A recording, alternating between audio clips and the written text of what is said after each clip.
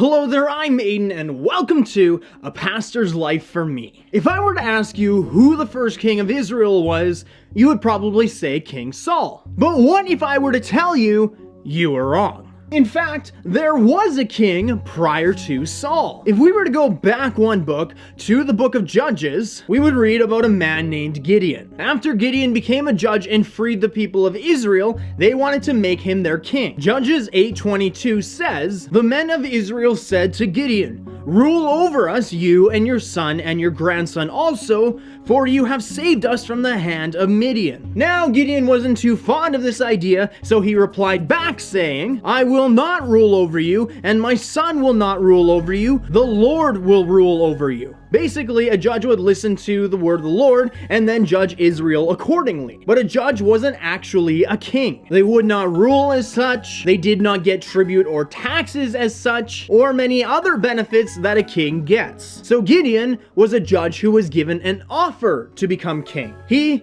turned it down. But the story doesn't end there. Gideon kind of did act like a king. Immediately after rejecting the throne, he requested that tribute be given to him from the spoils, something that a king would get. As well, for some strange reason, he decided to name his son Abimelech. What's wrong with that, you might be asking? Well, Abimelech is two Hebrew words combined. Avi, which means my father, and Melech, which means is king. That's right. Gideon named one of his sons, "My father is king." Kinda sounds like this guy made himself king without actually being king. Which you now might be saying, well, technically he wasn't a king, and the Bible never said he was a king, which would make Saul the first king. Well, you'd be right about that first statement, but not the second. See, Gideon was not the first king of Israel, his son was. Gideon, who was also named Jerubbaal, had 70 sons because he had many wives. Once Gideon died, these sons kind of took his place as judge, if you will. But Abimelech, one of the sons, decided to go to the leaders of Shechem with a proposition. Have one rule over them as king, or have 70 rule over them. Shechem agreed, and Abimelech killed all 70 of his brothers, except for the youngest son, who hid. In Judges 9:6, we read, "And all the leaders of Shechem came together, all at Beth Milo, and they went and made Abimelech king by the oak of the pillar at Shechem." Now you might be saying, well, was he king over Israel, or was he just king over Shechem? Well, that's a good question, and verse 22 answers that. Abimelech ruled over Israel 3 years. He was king, and he ruled over Israel for 3 years. That would make him Israel's first king. So then why do we call Saul Israel's first king? Well, I think one reason is out of tradition. He was commonly referred to as Israel's first king,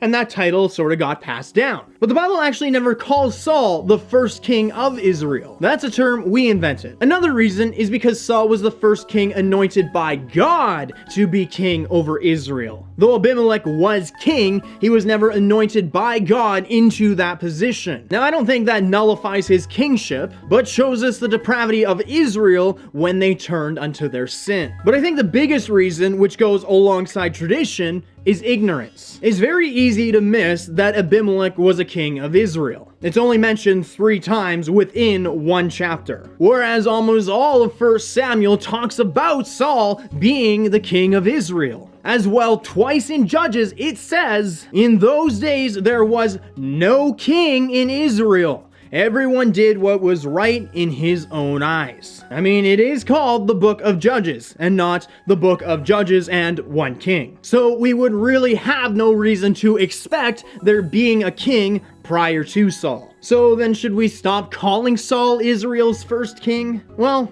I don't think so. He was Israel's first true king, even though he technically wasn't Israel's first king. But honestly, it's not even really a big deal. Like I said, the Bible never calls Saul the first king of Israel. But whatever happened to Abimelech, though? Well, God sent a harmful spirit to put a rift between Abimelech and leaders of Shechem. Shechem dealt treacherously with Abimelech, so Abimelech got an army together and attacked Shechem. He conquered the city, but the leaders took refuge in a stronghold in a tower. And while attacking the tower, a woman dropped a millstone out of a window on top of Abimelech's head, crushing him.